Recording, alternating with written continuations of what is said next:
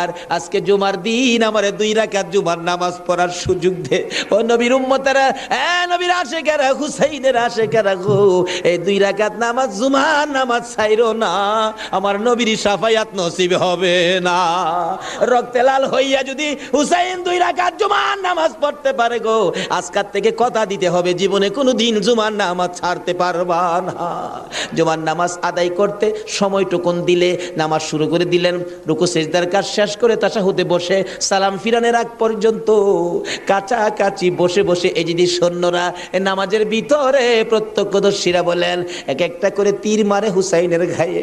ডান দিক দিয়ে যদি তীরটা মারতো, বাম দিক দিয়ে বেরিয়ে যাইতো, সামনে দিয়া মারলে পিছন দিয়া বেরিয়ে যায়, এই কিসিমের তীর গো নামাজের ভিতরে বাহুতুরটা তীর লাগাইছে।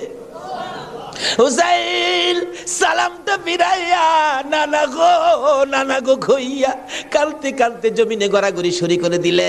নিষ্ঠুর পাষাণ এই যদি শূন্যের সীমার গলা কাইটা মাথা আলাদা করে নিয়ে গেছে। হুসাইন শহীদ হয়ে যায়। ওদিকে দিয়ে ডাকতেছে। মুহররমের 10 তারিখ সন্ধ্যা যখন হয়ে গেল, উম্মে সালমা বলেন আমি মাগরিবের পর থেকে শুনতেছি নবীর রওজার চারপাশে কে যেন হাউ মাউ করে কাঁদতেছে। মনে বড় অশান্তি, কিসের কান্দার আওয়াজ? দৌড়ায় যাইলাম, যাইয়া দেখি কোনো মানুষ দেখি না, কে যেন কান্দে।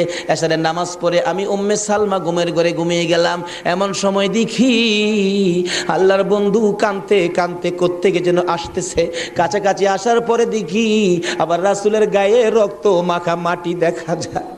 উম্মে সালমা বলেন হুজুর কেন কান্দেন রক্ত মাখা মাটি শরীরে লইয়া? আমার নবী বলেন উম্মে সালমা রে, বোতলের মাটির দিকে তাকাইয়া দেখ, বোতলের মাটির অবস্থাগুলো দেখ। উম্মে সালমা বলেন তাকাইয়া দেখি বোতলের মাটি লাল হয়ে গেছে। আবার রাসূল বলেন উম্মে সালমা রে, আমার হুসাইন কারবালায় নাই রে, কারবালায় না। উম্মে সালমা বলেন প্রশ্ন করলাম ইয়া রাসূলুল্লাহ, হুসাইন তো কারবালায় শহীদ, আপনার রওজার পাশে কাঁদলো কে জানতে চাই। আমার নবী বলেন আরে উম্মে সালমা, আমার হুসাইন যখন কারবালার জমিনে তীরের আঘাতে নানা কইয়া ডাক মারছে রে, আমি নবী রওজার থেকে বাহির হইয়া দৌড় মারছি।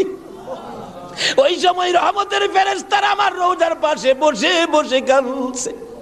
আমি কারবালায় যাইয়া দেখি আমার হুসাইন তীরের আঘাতে রে নানা নানা কইয়া গড়াগড়ি করে। আমি হুসাইনকে আনজাইয়া ধরেছি। হুসাইন তীরের আঘাতে যতটা গৈর দিছে রে, আমি রাসূল হুসাইনের সাথে ততটা গৈর কারবালার জমিনে দিয়েছি। এই হুসাইনের রক্ত কারবালার মাটিতে পড়েছে, এই রক্ত মাখা মাটি আমি নবীর গায়ে লাগছে। এই উম্মে সালমা জানাইয়া দিস রে, এই রক্ত মাখা মাটি আমি রাসূলের কাছে জমা থাকবে।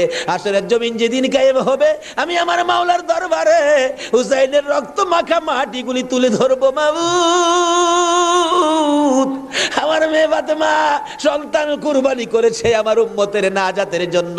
এই যে দেখো হুসাইনের কারবালার রক্ত মাখা মাটি তুলে ধরলাম, আর ফাতেমা হুসাইনের মাথাটুকু লইয়া দাঁড়াইয়া বলবে আমি হুসাইনের মাথাটুকু তুলে ধরলাম। মাবুদ গো, এর বিনিময়ে আমার বাবার উম্মতের মাফ করে দাও।